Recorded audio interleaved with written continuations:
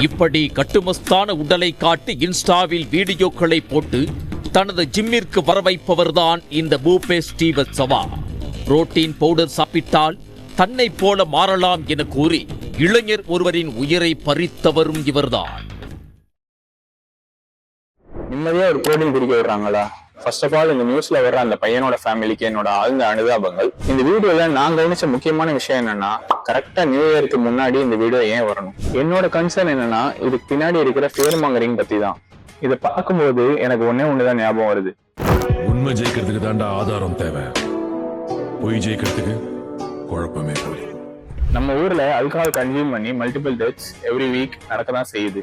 But அதெல்லாம் தாண்டி உத்தரப்பிரதேஷ்ல நடந்த இந்த இன்சிடென்ட் ஏன் நியூஸ் ஆகணும்?